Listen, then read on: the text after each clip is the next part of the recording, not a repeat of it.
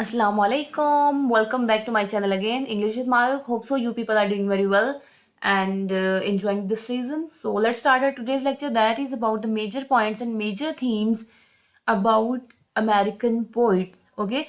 तो इस वीडियो में हम क्विकली देखेंगे 5 मेजर अमेरिकन पोइट्स को. ठीक है, बेसिकली ये पोइट्स मेरे सिलेबस का पार्ट थे, सो आई जस्ट थॉट कि मुझे इसके बारे में वीडियो बनानी चाहिए और इनके इंपॉर्टेंट पॉइंट्स मैंने इस वीडियो में डिस्कस किए हैं. ठीक है, तो हम स्टार्ट करते हैं अपनी वीडियो को. पहले जिसने चैनल को सब्सक्राइब नहीं किया वो चैनल को सब्सक्राइब कर दें और बेल आइकन पे भी क्लिक कर दें so that you will find और you will check the videos that I will upload in future. Okay, so let's start our video.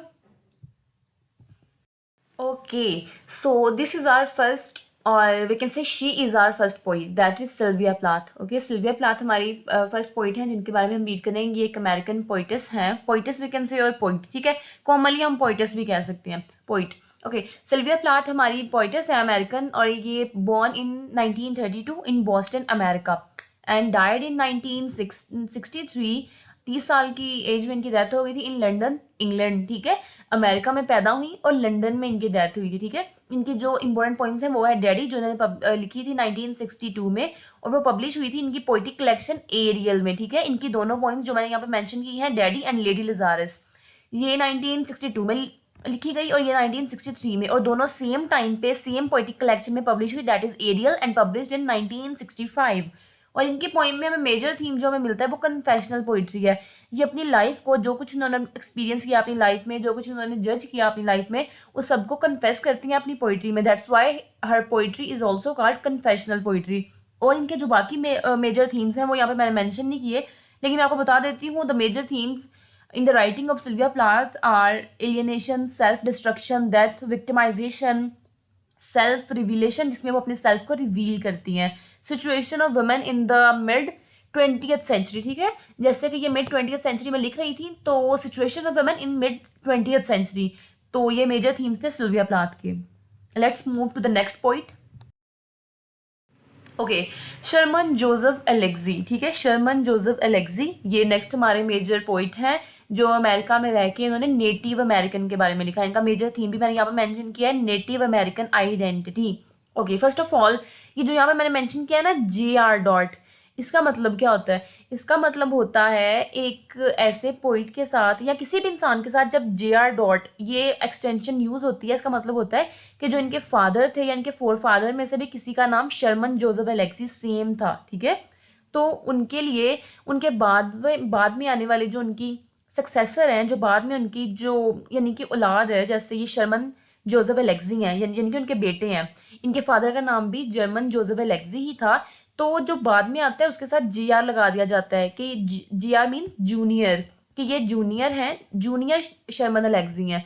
और अगर जो इनके फादर हैं शर्मन जोसेफ एलेक्जी, उनके साथ SR यूज़ किया जाता है, SR लास्ट पे, मतलब senior Joseph Alexei. Name same है लेकिन JR से जूनियर पता चल रहा है कि यहाँ पे बेटे का जिक्र किया जा रहा है और SR से पता चलेगा कहाँ पे उनके फादर को मेंशन किया जा रहा है. Okay, so that was the use of these two extensions.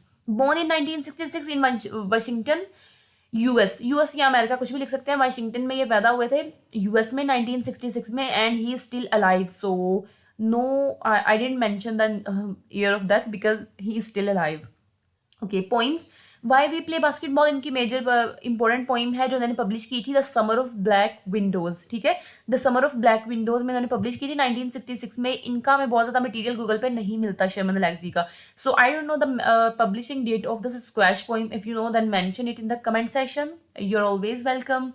तो इनकी जो सेकंड इंपॉर्टेंट और लॉन्गेस्ट पोइम है वो है द स्क्वैश पोइम्स. ठीक है, जिसमें वो स्क्वैश के बारे में बताते हैं जो एक वाइल्ड क्रिएचर है. Okay, the major theme in his poetry is Native American identity, कि वो नेटिव अमेरिकन आइडेंटिटी को बताते हैं कि किस तरह से कॉलोनाइजर्स ने इनकी आइडेंटिटी को ख़त्म कर दिया. और बाकी जो इनकी पोइट्री में मेजर थीम्स हैं वो है source of player, hunger, reservation. ठीक है, रेजर्वेशन में ये बड़े हुए थे, स्कूल्स हैं जो नेटिव अमेरिकन के लिए बनाए गए थे. रेजर्वेशन लाइफ, वहाँ पे जो कुछ रह के उन्होंने एक्सपीरियंस किया, कैसे उनकी ग्रोथ हुई, वो सारा कुछ. Poverty, hopelessness, nostalgia. ठीक है, अपनी पिछली एज से नॉस्टैल्जिक, इनकी पास्ट मेमोरीज को बताते हैं. और उसके बाद मिडिल क्लास. ठीक है, ये मिडिल क्लास से बिलोंग करते थे तो इन्होंने मिडिल क्लास के बारे में लिखा है.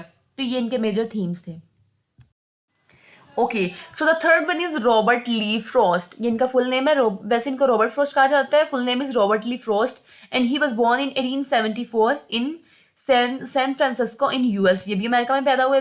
ऑब्वियसली हम अमेरिकन पोइट्स के बारे में पढ़ रहे हैं तो सारे यूएस अमेरिका में ही पैदा हुए हैं, ठीक है। डायड इन 1963 में, और किसकी डेथ हुई है? सिल्विया प्लाथ की। ओके, याद रखा करें, सिल्विया प्लाथ की डेथ हुई थी 1963 में बॉस्टन में। इनकी भी बॉस्टन में हुई है। उनकी डेथ हुई थी इंग्लैंड लंदन में, ठीक है। वो पैदा बॉस्टन में हुई थी, आपने याद रखना है।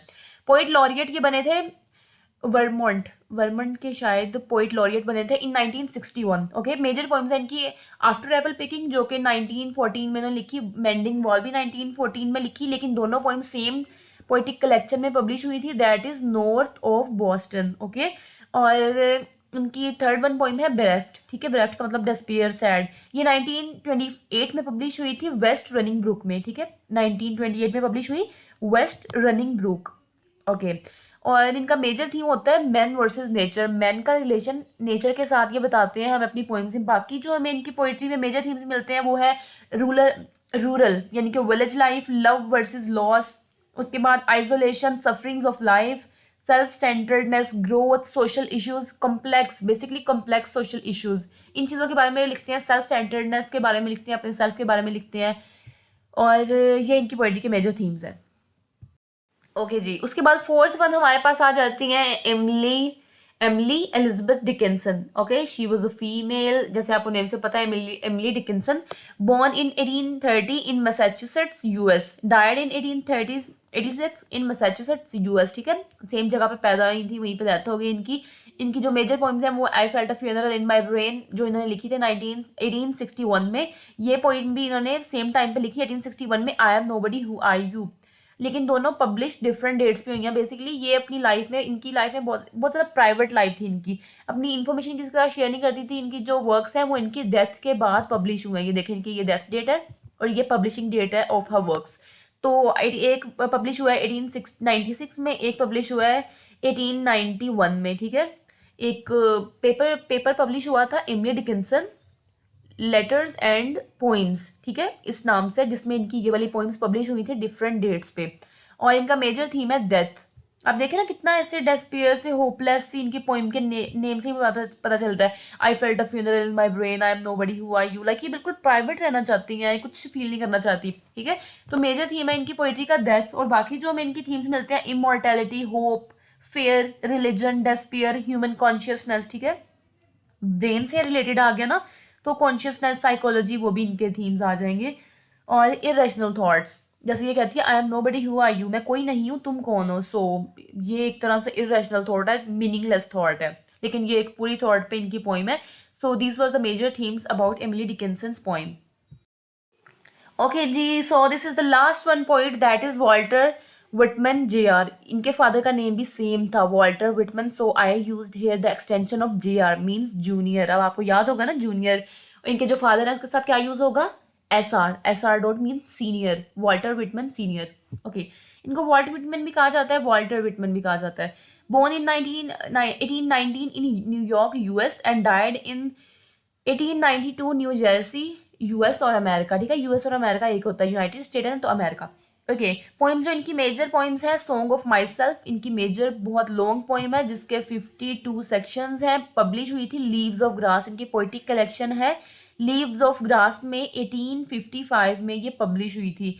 इनकी पोइम का मेजर थीम है transcendentalism. And what is transcendentalism, इस पर भी मैं एक वीडियो बनाऊंगी, लेकिन शायद अभी नहीं। ओके, तो ट्रांसेंडेंटलिज्म एक ऐसा होता है जिसमें इंसान की एग्जिस्टेंस के आगे, यानी कि जैसे हम पढ़ते नहीं है वो मेटाफिजिक्स, यानी कि मोर मेटाफिजिक्स, हाँ जी, यानी कि हमारी एग्जिस्टेंस से भी कोई बड़ा higher truth, higher existence, spiritual कोई ऐसा ट्रूथ, ऐसी रियलिटी, या फिर अपने बारे में, अपने सेल्फ के बारे में लिखना, अपने सेल्फ की अपनी स्पिरिट और सोल के बारे में लिखना, ये सारी चीज़ें ट्रांसेंडेंटलिज्म में आती हैं। मिस्टिसिज्म, मिस्ट्री के बारे में लिखना, ठीक है।